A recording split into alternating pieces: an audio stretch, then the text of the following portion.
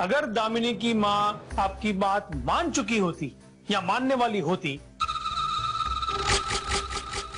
तो वो चेक जो आपने साइन करके दिए वो कब के एनकैश करवा चुकी हो। बनवारी, ये अचानक तुम्हें उस चेक की याद क्यों आ गई? वो इसलिए सर क्योंकि वो चेक वापस आ गए। ये चेक कैसे मिला तुम्हें? दामिनी ने भेजा बाय पोस्ट। दामिनी? यस, और वो भी बाय पोस्ट, ताकि उसके पास प्रूफ रहे कि उसने चेक वापस भेज दिए। मैं अभी जाके भाभी से बात करता हूँ। अरे ये क्या बात कर रहे हैं परमजीत भाई साहब, जरा शांति रखिए। ये फिल्म शोले में ठाकुर साहब ने भी यही गलती की थी। हाँ, बिना सोचे समझे गब्बर के अड्डे में घुस गए थे। और फिर क्या हुआ था? क्या हुआ था? ये हाथ मुझे दे दे ठाकुर, और खलास। गए थे ना हाथ। आप अपनी भाभी से जाके ये बात कहोगे तो वो आपको नहीं पूछेगी कि भाई साहब आपको ये चेक के बारे में कैसे पता? तब आप क्या कहोगे कि मैं वो देवराज भाई साहब और इस क्या नाम है मेरा, बनवारी भाई साहब से मिल गया? ठंडे दिमाग से सोचिए परमजीत भाई साहब, ठंडे दिमाग से सोचिए। ठंडे दिमाग से सोचने से ना सारी बात मस्त फुल्की की तरह जम जाती है। फुल्की नहीं, कुल्फी की तरह जमती। हाँ, सही कहा, इसीलिए कहता हूं ठंडे दिमाग से सोचिए। वैसे मुझे निकलना होगा जरा। जाओ, थैंक यू।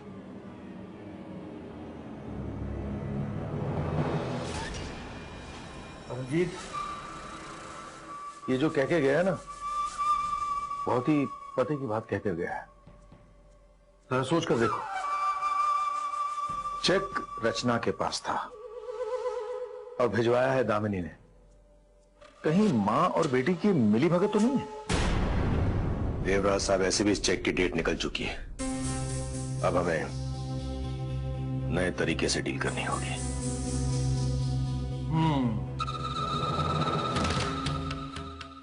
चेक दामिनी ने वापस बनाया है। डील हमें करना है रचना के साथ, है ना? और अब ये मौका हम हाथ से जाने नहीं देंगे।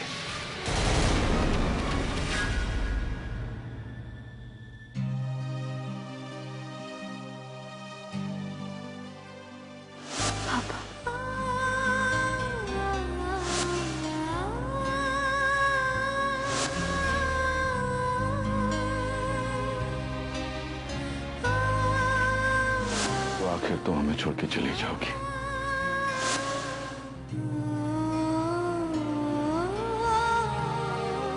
खुश रहना बेटा। पापा, आप महान हैं। आई लव यू पापा। आई लव यू टू बेटा।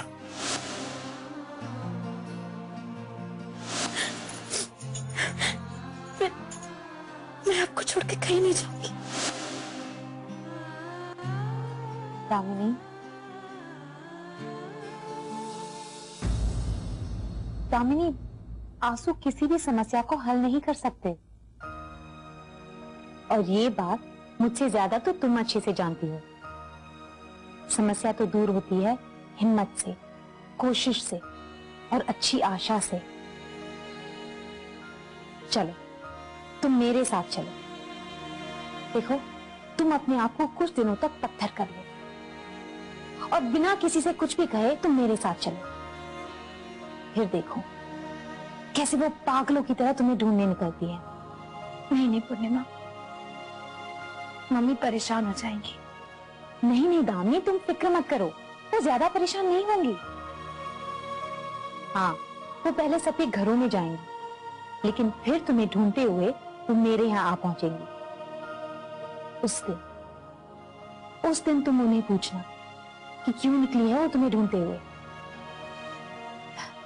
दामिनी, मेरे ख्याल से उनका गुस्सा ठंडा करने के इससे अच्छा तरीका बिल्कुल नहीं।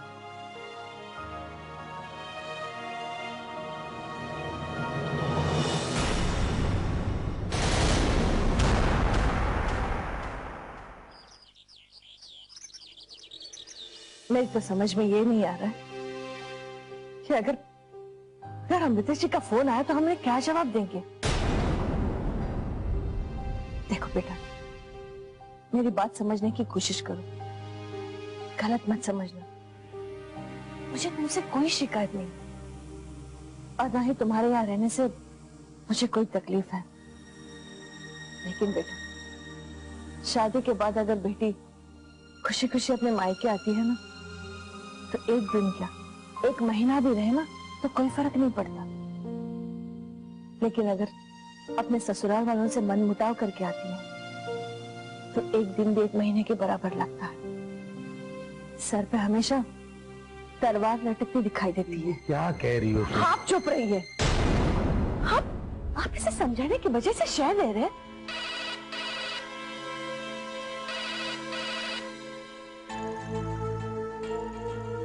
हेलो। हाँ पद्मा, बोलो, कैसी हो? जी मैं ठीक हूँ। वो रश्मि की तबीयत जरा खराब है, इसलिए हमने उसे भेजा नहीं। रश्मि? कौन रश्मि? आप बिना अच्छा मजाक कर लेती हैं। मैं मजाक नहीं कर रही हूँ, सीरियसली तुमसे पूछ रही हूँ। किसकी बात कर रही हो तुम? मैं किसी रश्मि को नहीं जानती।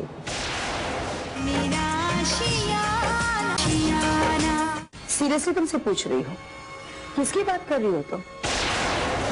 मैं किसी रश्मि को नहीं जानती। मेरी समझ में नहीं आ रहा कि तुम किसके बारे में बात कर रही हो। अमृता जी, भगवान के लिए ऐसा मत कहिए।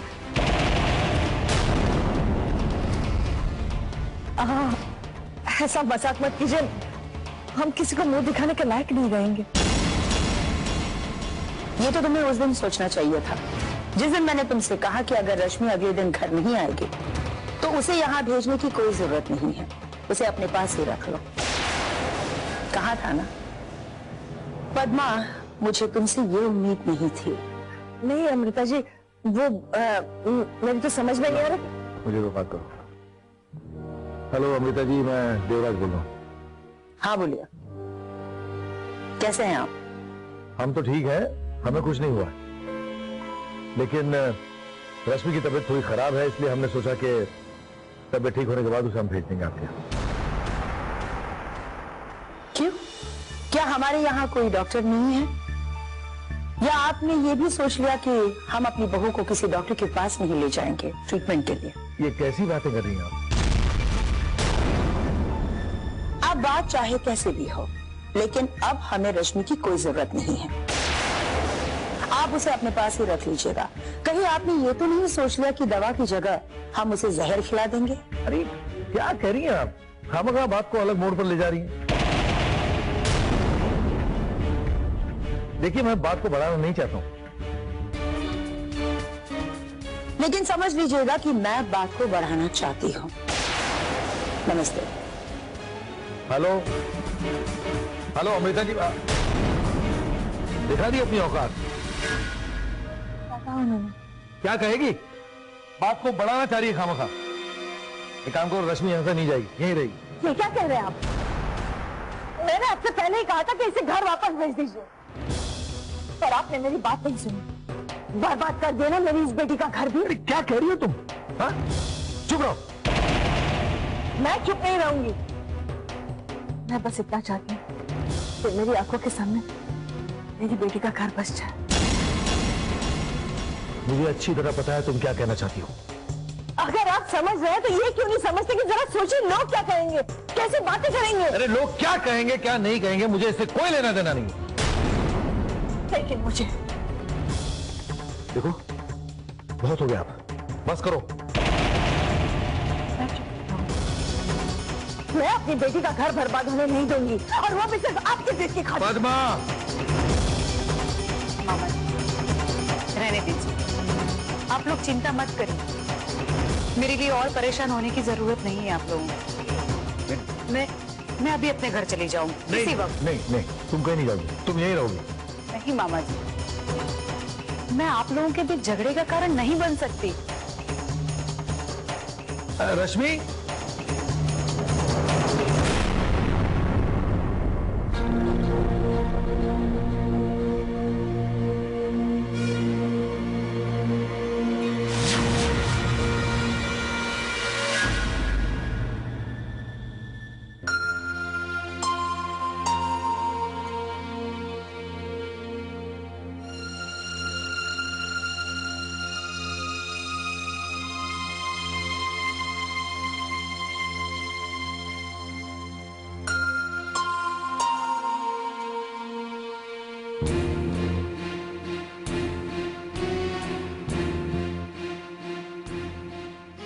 क्या सोच रहे हैं? बस यूं ही क्या? अमृता, तुम्हें उसे डायरेक्ट नहीं कहना चाहिए था। देवराज बहुत ही जिद्दी आदमी है। अगर अपनी जिद में आकर उसने रश्मि को यहां नहीं आने दिया तो उसकी तो जिद पूरी होगी, लेकिन जिंदगी हमारे बच्चों की खराब होगी। ऐसा कुछ नहीं होगा, आपको परेशान होने की कोई जरूरत नहीं। भगवान न करे कभी ऐसा हो, लेकिन अगर उन्होंने रश्मि को नहीं भेजा तो? भेजेंगे, जरूर भेजेंगे। मैंने ऐसा डोज दिया है कि वो अब तक खुद को संभाले भी नहीं होंगे। सोच में पड़े होंगे भेजे या नहीं भेजे। भेजेंगे तो यहाँ की चिंता खाती रहेगी, और अगर नहीं भेजेंगे तो खुद फंसेंगे। लोग यही कहेंगे कि खुद की बेटी का घर तो नहीं बसा पाए, और अब भांजी का बसा बसाया घर भी उजाड़ दिया। इसे कहते हैं चित भी मेरी पट भी मेरी। तुम चाहे जो भी कहो अमृता, लेकिन अगर वो नहीं आई ना तो मैं खुद उसे लेने जाऊंगा। ऐसी नौबत कभी नहीं आएगी, आपको चिंता करने की कोई जरूरत नहीं है। तुम इतने दावे के साथ ऐसा कैसे कह सकती हो? पति पत्नी का रिश्ता इसी को तो कहते हैं। एक कमजोर पड़ जाए तो दूसरे को मजबूत होना पड़ता है। अगर दोनों कमजोर पड़ जाएंगे तो वो रिश्ता ही कमजोर हो जाता है। इस वक्त मैं देख रही हूँ आप कमजोर पड़ रहे हैं, इसलिए मैं अपनी बात पर अटल हूं। देखिएगा वो लोग उसे जरूर भेजेंगे। लगता है वो आ गए। मैं देखता हूं।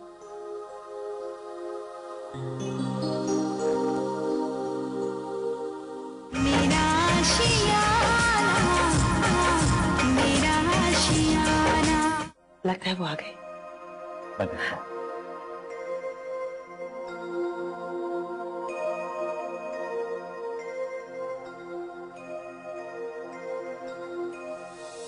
आए? प्रणाम पापा। प्रणाम बेटा, अच्छा हुआ तुम आ गए। आओ चलो अंदर चलो, तुम्हारी मम्मी जी कब से तुम्हारा इंतजार कर रही। आओ आओ।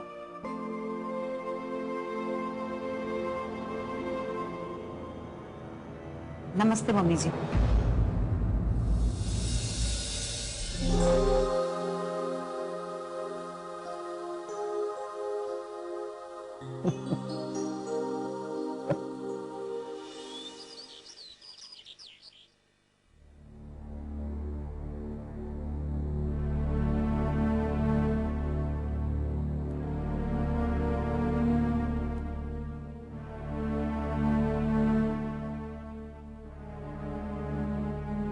अरे मोहन, आज जल्दी आ गए। हाँ दीदी, आज कुछ खास काम था नहीं और मैं तो यूं ही चला गया था, इसीलिए आ गया जल्दी। लेकिन आप यूं अकेले बैठी बैठी क्या कर रही?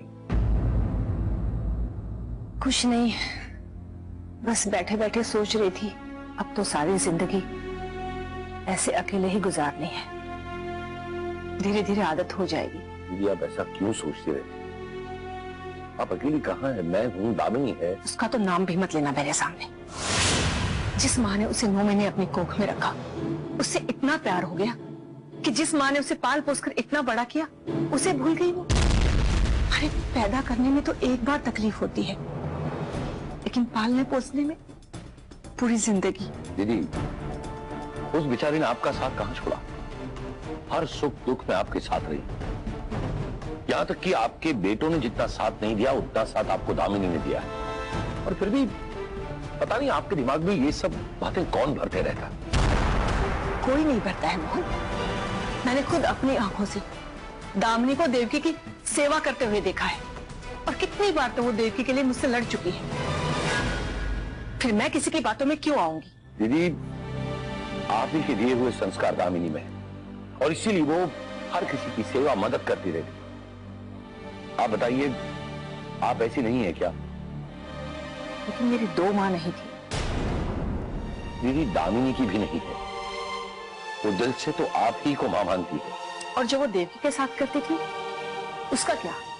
फिर वही बात, दीदी दामिनी अपना कर्तव्य निभा रही है। मोहन मेरा दिमाग खराब मत करो, या तो तुम यहाँ से उठकर चले जाओ, नहीं तो मैं चली जाती हूँ। मैं ही चला जाता हूं। आप बैठिए आराम से।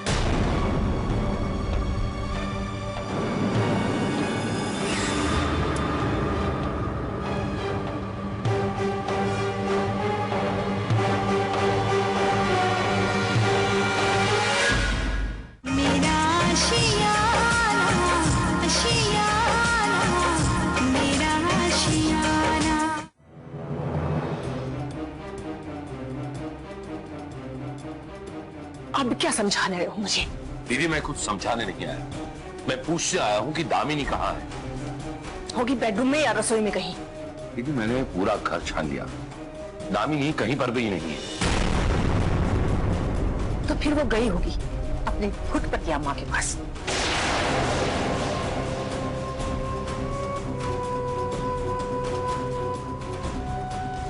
कैसे समझाऊं मैं मोहन को, जो मेरी बेटी नहीं बन सकी वो उसकी भांजी कैसे बनेगी?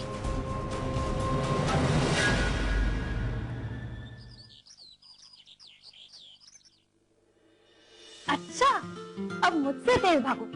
रुको, अभी पकड़ती हूँ। अरे, ये तो बहुत तेज भागने लगा। रुको। पकड़ लिया। मेरे अच्छा बैठो। चीटिंग मैं कर रही हूँ कि चीटिंग तुम कर रहे थे? इधर से क्यों भागे?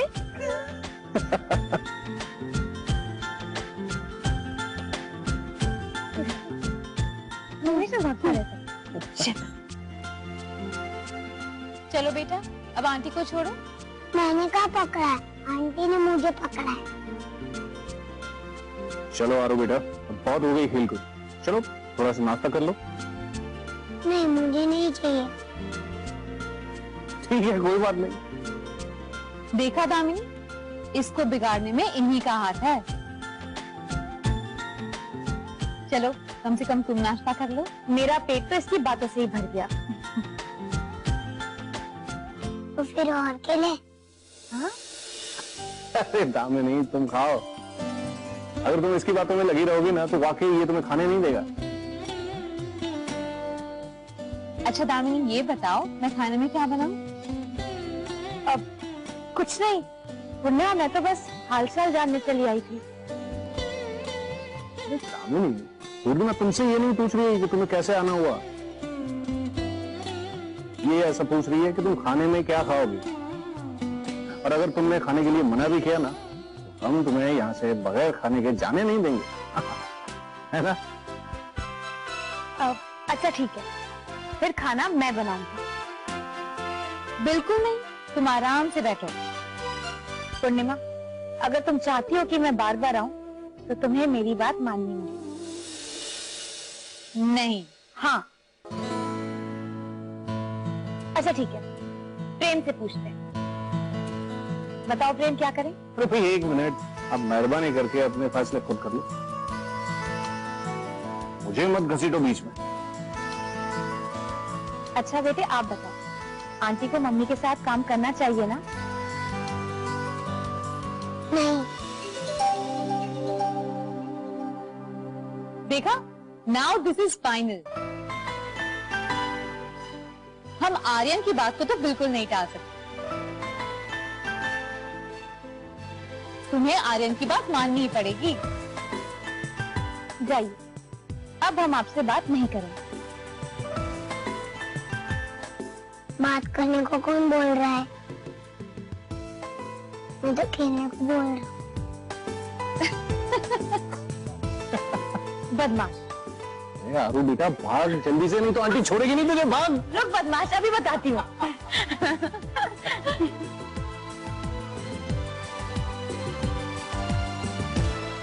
शैतान।